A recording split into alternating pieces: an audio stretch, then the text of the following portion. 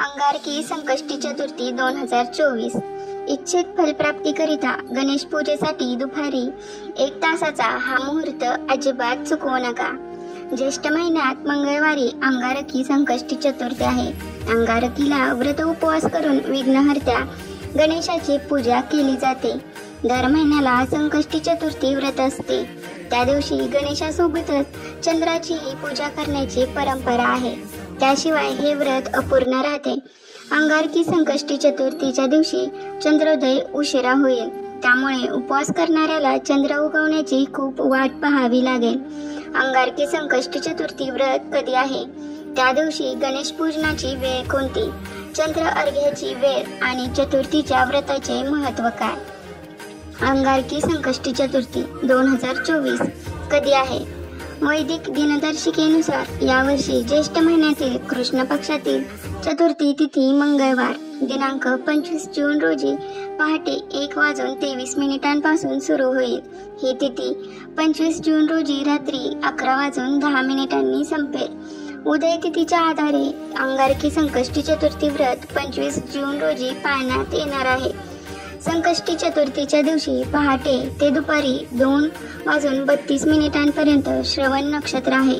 त्या दिवशी ब्रह्ममुहूर्त 4:05 ते 4:45 असेल आणि पूजेसाठी शुभ अभिजित मुहूर्त सकाळी 11:56 ते दुपारी 12:52 आहे।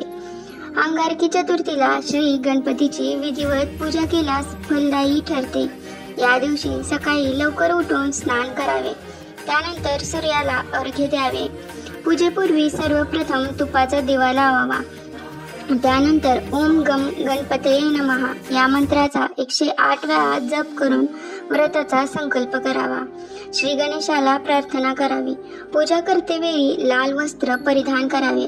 श्री गणेश मूर्तीला प्रथम पाण्याने आणि नंतर पंचामृताने म्हणजेच दूध, दही, तूप, मध आणि साखरेच्या मिश्रणाने स्नान घालावे। त्यानंतर पुन्हा पाण्याने स्नान घालावे। गणेश चालीसा, गणपती स्तोत्र, गणपती अर्थ व शीर्ष किंवा मंत्र म्हणावेत। श्री गणेशाला वस्त्र घालावे। त्यानंतर मूर्तीला शेंदूर, चंदन, दुर्वा, फुलं किंवा हार घालावा, धूप लावावा। त्यानंतर श्री गणेशाला मोदक, मिठाई, गूळ आणि फळांचा नैवेद्य दाखवावा। नारळ आणि दक्षिणा द्यावी। कुटुंबियांसोबत श्री गणेशाची आरती करावी। त्यानंतर हातात फुले घेऊन पुष्पांजली अर्पण करावी। शक्य असल्यास गणेशाच्या मूर्तीला एकच प्रदक्षिणा घालावी। यानंतर कुटुंबियांसमवेत श्री गणेशाला साष्टांग नमस्कार करावा। या दिवशी श्री गणपतीची पूजा करताना तुळशीचा वापर करू नये। अंगारकी चतुर्थीला पूर्ण दिवस उपवास करावा। फलाहार, पाणी, दूध किंवा फळांचा रस घ्यावा। व्रतानुसार सर्व नियमांचे काटेकोर पालन करावे। तसेच या दिवशी गरजू लोकांना धन आणि धान्य दान करावे। गायीला अन्न किंवा हिरवा चारा खायला द्यावा। शक्य असेल तर एखाद्या गोशाळेला देणगी द्यावी। सायंकाळी चंद्रोदयापूर्वी श्री गणपतीचं पुन्हा एकदा पूजन करून संकष्टी व्रत कथेचं पठण करावं। सायंकाळी पूजेवेळी श्री गणेशाला चंदनाचं गंध लावावं आणि मोदक किंवा मोतीचूर लाडूचा नैवेद्य दाखवावा। चंद्रोदय झाल्यानंतर अंगारकी चतुर्थी व्रत सोडावे। हे व्रत केल्यास मंगळाचे सर्व दोष दूर होऊन कुंडलीतला मंगळ मजबूत होतो, असं चाणकरांचं म्हणणं आहे। हनुमानाचीही पूजा फलदायी। अंगारकी चतुर्थीला श्री गणपती सोबतच श्री हनुमानाची पूजा केल्यास ती विशेष फलदायी मानली जाते। या दिवशी व्यक्तीने शेंदूरचा टिळा लावल्यास कुंडलीतल्या मंगळ ग्रहाचा दोष दूर होतो। अंगारकी चतुर्थीला श्री गणपतीची मनोभावे पूजा केल्यास संबंधित व्यक्तीच्या जीवनातली सर्व विघ्न, संकट दूर होतात आणि त्याला सुख समृद्धी प्राप्त होते। श्री गणपतीला आद्य देवता असंही म्हणतात।